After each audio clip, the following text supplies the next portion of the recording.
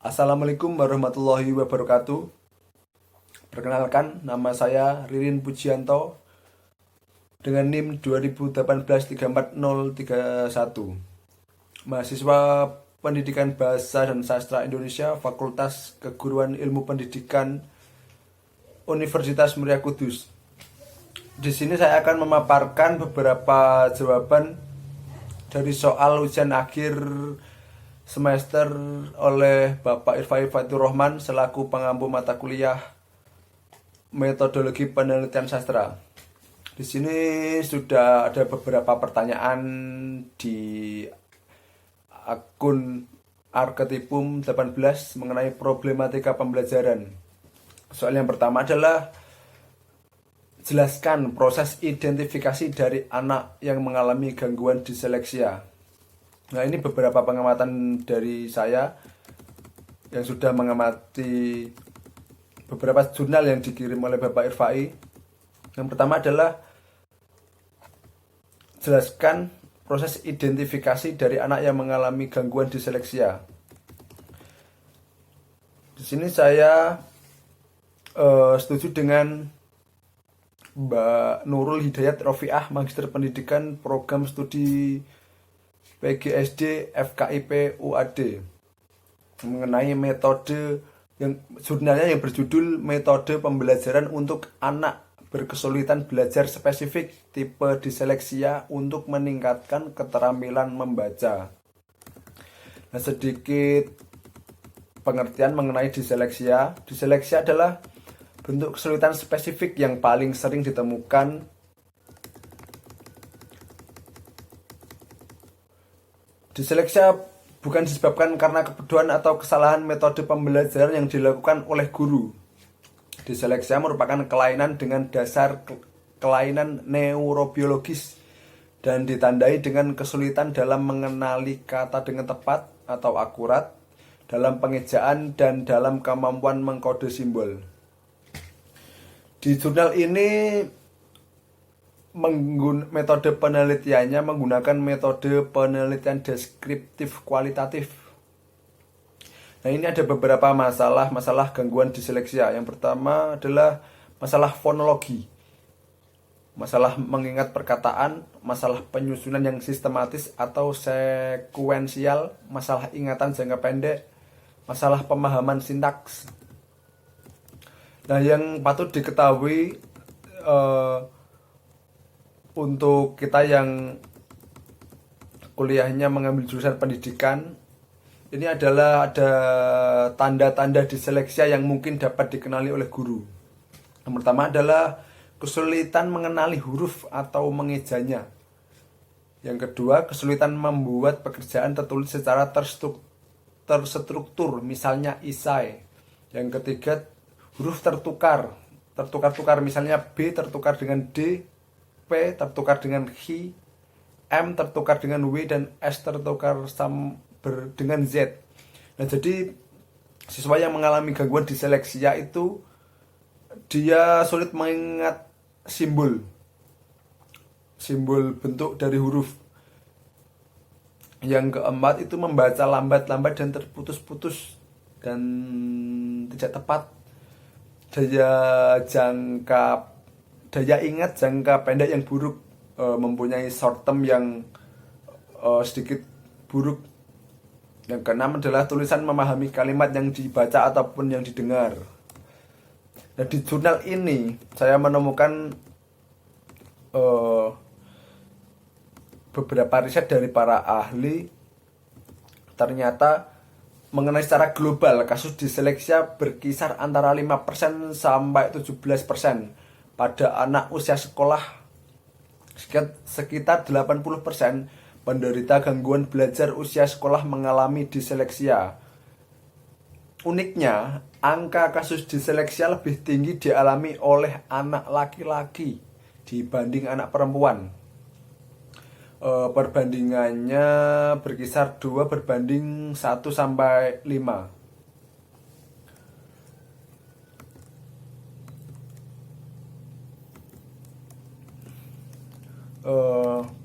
Itu beberapa yang soal yang pertama sudah terjawab.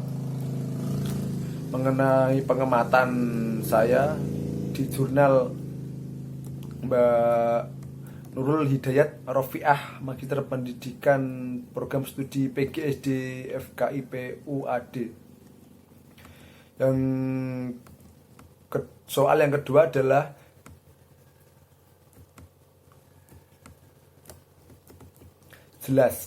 jelaskan proses identifikasi dari anak yang mengalami gangguan disgrafia. Ya, ini berbeda lagi dengan diseleksia. Kalau diseleksia itu lebih ke fonologi, kalau gangguan disgrafia ini lebih condong ke penulisan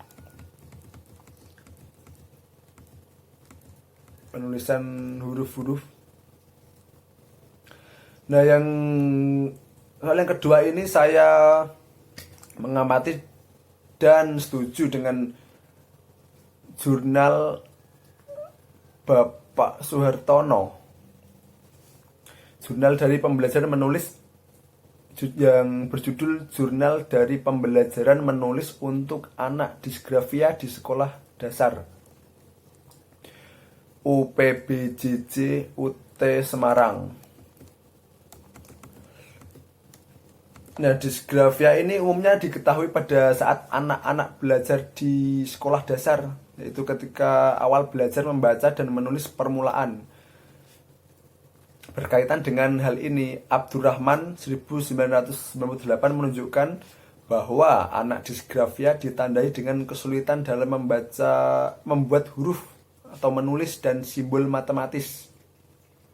Sedangkan menurut Yusuf dan kawan-kawan 2003, disgrafia ditandai dengan adanya gangguan atau kesulitan dalam mengikuti satu atau lebih bentuk pengajaran menulis dan keterampilan yang terkait dengan menulis, seperti mendengarkan, berbicara, dan membaca.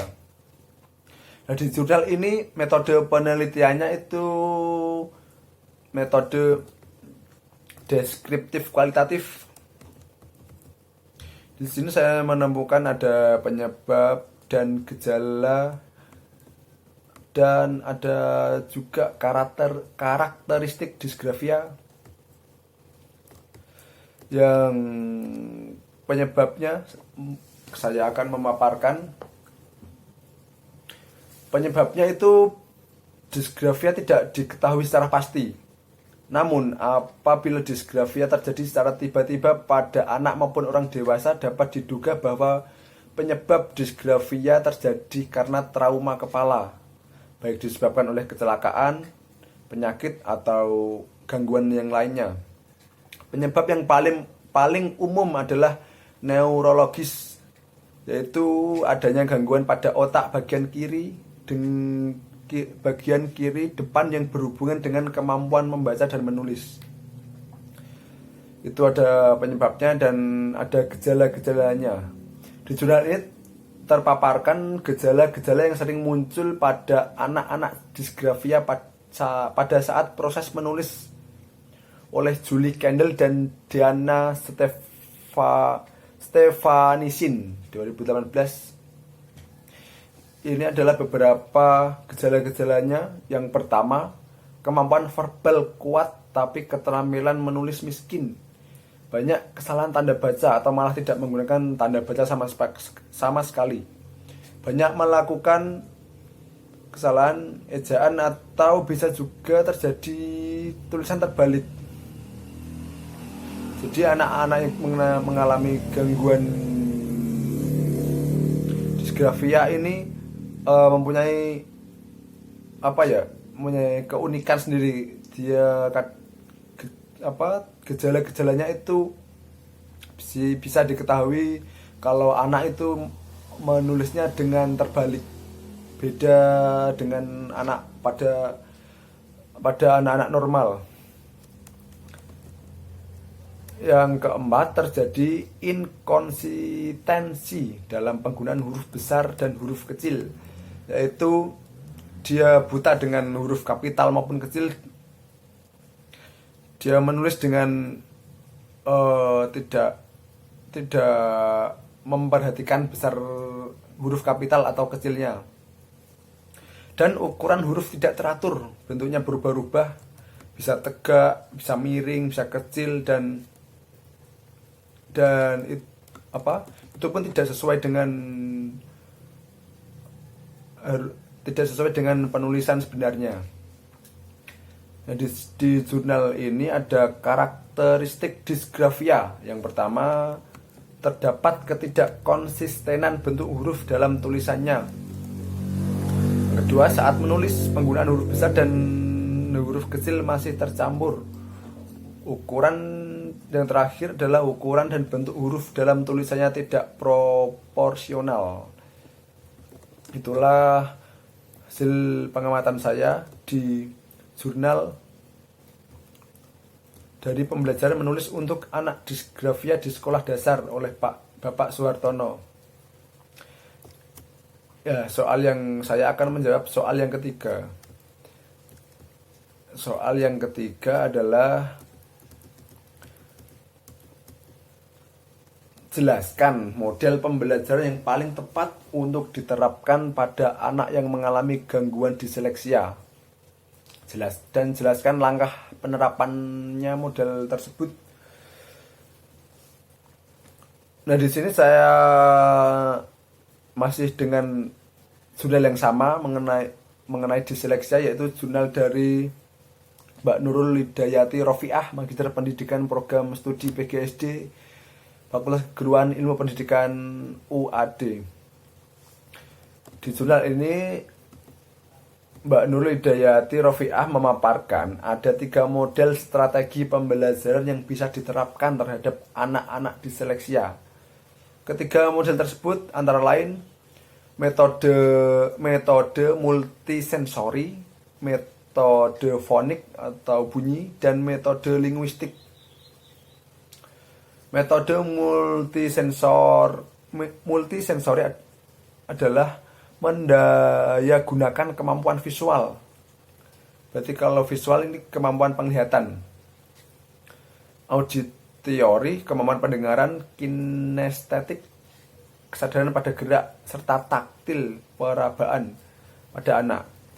Nah, dalam prakteknya di metode multisensori ini, siswa diminta menuliskan huruf-huruf di udara dan di lantai, membentuk huruf dengan lilin atau plastisin, atau dengan menuliskan besar-besar di lembaran kertas. Cara ini dilakukan untuk memungkinkan terjadinya asosiasi antara pendengaran, penglihatan, dan sentuhan sehingga mempermudah otak bekerja mengingat kembali huruf-huruf. Jadi siswa ini disuruh menulis seperti di udara, misalnya A seperti ini, A gitu, agar ini daya mengingat otaknya bisa teringat oleh otak. Yang kedua ini adalah metode fonik atau bunyi. Metode fonik atau bunyi ini memanfaatkan dengan kemampuan auditory dan visual anak dengan cara menamai huruf dengan bunyinya. Misalnya huruf B dibunyikan dengan EB, huruf C dibunyikan dengan EC. Karena anak disleksia akan berpikir jika kata becak maka terdiri dari B, C, A, K, kurang huruf E. Yang ketiga adalah metode linguistik. Metode linguistik adalah mengajarkan anak mengenal kata secara utuh. Cara ini menekankan pada kata-kata yang bermiripan. Penekanan ini diharapkan dapat membuat anak mampu menyimpulkan sendiri pola hubungan antara huruf dan bunyinya. Itu adalah beberapa metode dan langkah-langkah untuk pembelajaran yang tepat untuk diterapkan pada anak yang mengalami gangguan disleksia. Tapi sebenarnya disleksia ini sebenarnya ada beberapa tokoh yang mengalami gangguan disleksia, tapi dia pun terkenal dengan otak yang unik.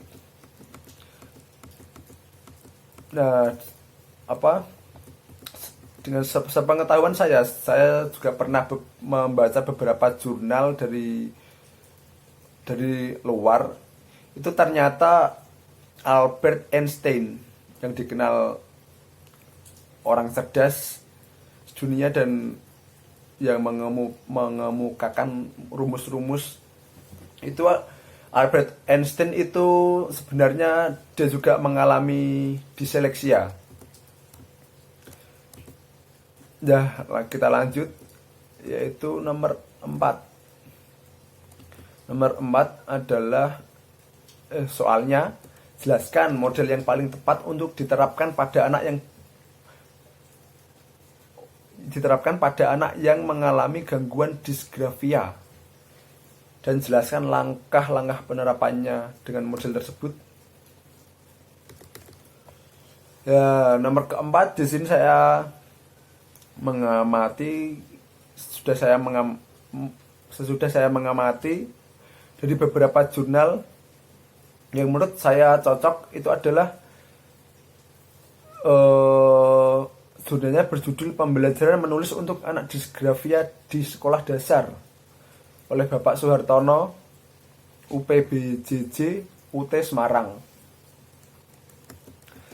Nah, di sini di jurnal ini memaparkan ada beberapa para ahli. Menurut Yusuf dan kawan-kawan, 2003 strategi tersebut adalah strategi kegiatan pra-menulis. Kegiatan ini dilakukan dengan berlatih menggunakan alat tulis, misalnya dengan berlatih memegang pensil, posisi duduk, dan jarak mata dengan buku.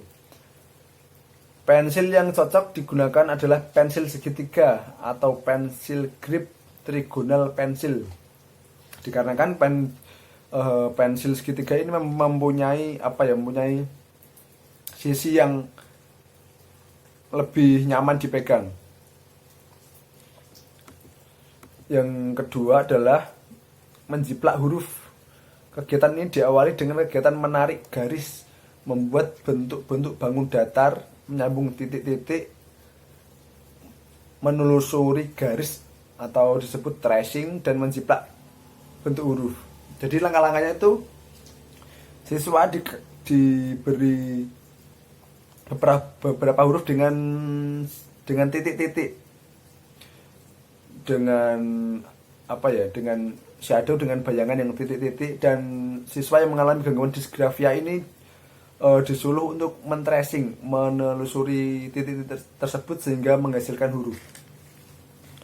Yang ketiga adalah menulis huruf balok. Aktivitas pembelajaran ini dilakukan dengan melatih berbagai indera, atau bisa disebut juga dengan multisensori. Anak-anak melihat cara menulis sekaligus mendengar penjelasan guru tentang cara menulis dan sekaligus menelusuri contoh huruf. Itulah jawaban dari soal nomor 4 dari jurnal Bapak Suhartono. Ya, kita langsung saja lanjut ke nomor 5. Nomor 5 soalnya adalah jelaskan langkah penilaian autentik pada pembelajaran bahasa dan sastra Indonesia, dan sebutkan kendala yang dialami oleh guru dan siswa mengenai penilaian autentik. Di sini di jurnal ini saya menemukan ada beberapa jurnal, cuman saya ini lebih cocok dengan judul jurnal yang ini, nomor 5. Implementasi penilaian autentik dalam kurikulum 2013 pada pembelajaran bahasa Indonesia. Studi kasus di SMA Negeri 1 Gemolong. Agita Dio Divanda, Sarwiji Suwandi, dan Sri Hastuti, Universitas 11 Maret. Nah, di sini saya memaparkan mengenai kurikulum 13. Standar penilaian kurikulum 2013 mengacu pada Permendikbud nomor 66 tahun 2013 tentang standar penilaian pendidikan yaitu kriteria mengenai mekanisme, prosedur, dan instrumen penilaian hasil belajar peserta didik. Penilaian pendidikan adalah proses pengumpulan dan pengolahan informasi untuk mengukur pencapaian hasil belajar peserta didik yang mencakup penilaian autentik, penilaian diri, penilaian berbasis portofolio, ulangan harian, ulangan tengah semester, ulangan akhir semester, ujian tingkat kompetensi dan ujian mutu tingkat kompetensi, ujian nasional dan ujian sekolah ataupun madrasah. Di sini langkah-langkahnya adalah tes tertulis, penilaian portofolio, tes lisan, penilaian produk, dan penugasan. Di jurnal ini metode penelitiannya dengan metode penelitian deskriptif kualitatif. Ini mengenai kendalanya, kendala mengenai penilaian secara autentik. Yang pertama adalah kendala seorang guru. Di jurnal ini kendala yang tertera kendala yang dijumpai guru dalam pelaksanaan penilaian autentik kurikulum 2013 pada pembelajaran bahasa Indonesia di SMA Negeri 1 Gemolong, meliputi yang pertama adalah keterbatasan waktu. Yang kedua, kesulitan menerapkan penilaian autentik pada bahasa sastra, Jurnal Penelitian Bahasa Sastra Indonesia dan Pengajarannya volume 6 nomor 2 April 2018 ISSN 12302-64059 kompetensi tertentu. Yang ketiga adalah kerumitan pelaksanaan penilaian autentik. Nah, yang terakhir adalah usia guru. Itu beberapa kendala dari beberapa guru. Yang selanjutnya adalah kendala siswa. Nah, dari beberapa riset ini, kendala siswa yaitu guru terlalu terburu-buru untuk menghabiskan sebuah materi. Jadi istilahnya itu seperti ngoyo, bahasa Jawanya ngoyo. Dan guru terlalu bertele-tele mengenai memaparkan materi tersebut dengan bahasa murid yang kurang begitu paham dan kurang efisien dalam memaparkan sebuah materi. Jadi seorang guru ini mungkin bahasanya kurang bisa diterima oleh siswa. Jadinya siswa itu kesulitan untuk memahami materi-materi yang dipaparkan oleh guru.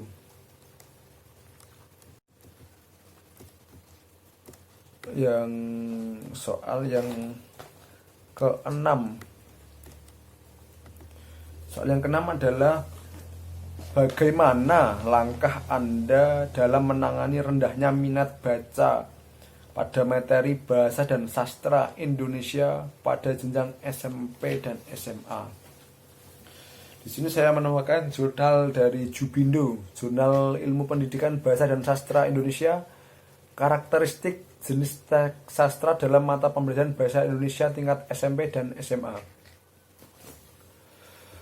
JP BSI Jurnal Pendidikan Bahasa dan Sastra Indonesia volume 5 nomor 2 September 2020. Ini di sini ada tertera judulnya ada dua jurnal ya.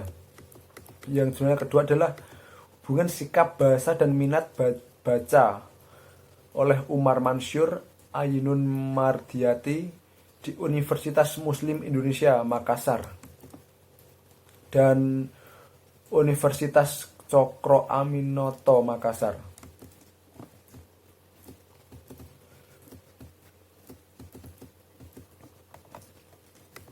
Di sini di jurnal ini memaparkan bahwa ada kesulitan-kesulitan sehingga siswa tidak ada minat baca. Ini mengenai teks sastra ada 9 teks sastra yang terdapat dalam mata pelajaran bahasa Indonesia tingkat sekolah menengah pertama dan SMA. 9 teks sastra tersebut meliputi teks deskripsi, teks cerita fantasi, teks puisi rakyat, teks fabel, teks puisi, teks ulasan, teks drama, teks cerita pendek, dan teks cerita inspiratif untuk memudahkan hasil dan bahasanya. Maka 9 jenis teks sastra tersebut dikelompokkan menjadi 5 jenis berdasarkan isi dan bentuknya, yakni teks deskripsi, teks narasi, teks puisi, teks drama, dan teks ulasan. Nah, di kedua jurnal ini metode penelitiannya, yang satu adalah metode penelitian deskriptif kualitatif, dan ada penelitian korelasi, ya, jenis penelitian korelasi.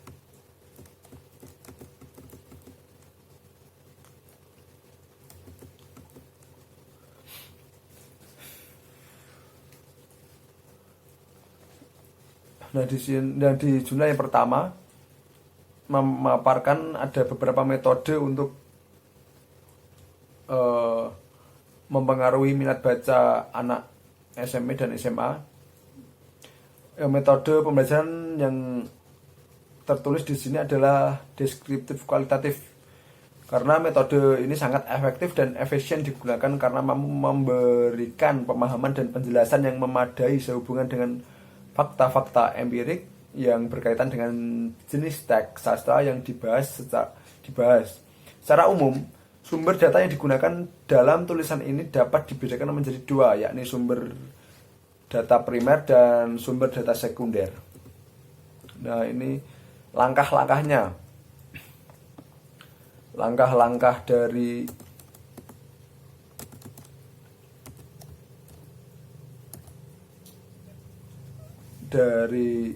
jurnal tersebut adalah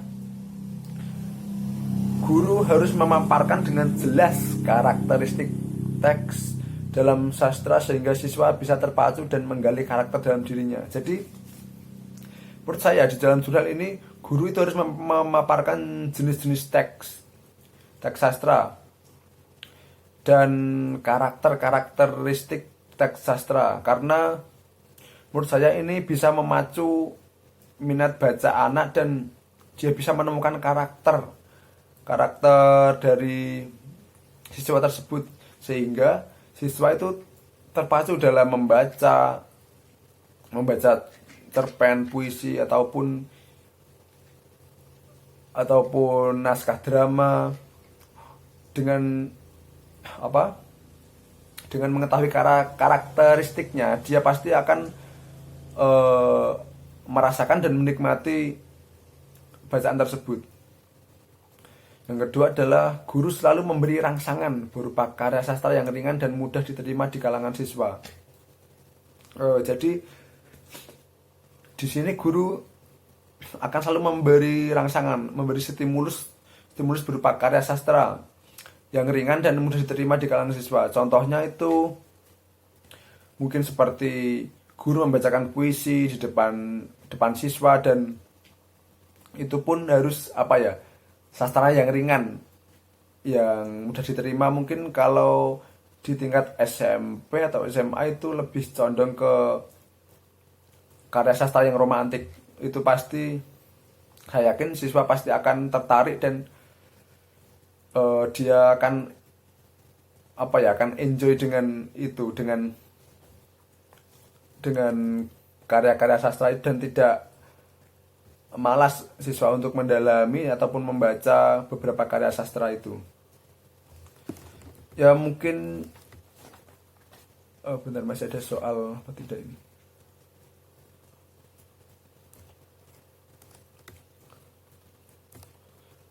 Ya mungkin itu penjelasan dari saya mengenai problematika pembelajaran. Ada 6 soal dan sudah terjawab. Ya, sekian dari saya. Mohon maaf jika ada kesalahan kata maupun tidak tutur yang kurang tepat. untuk pemaparan problematika pembelajaran yang diberikan Bapak Irfa ini saya akhiri. Wassalamualaikum warahmatullahi wabarakatuh. Terima kasih.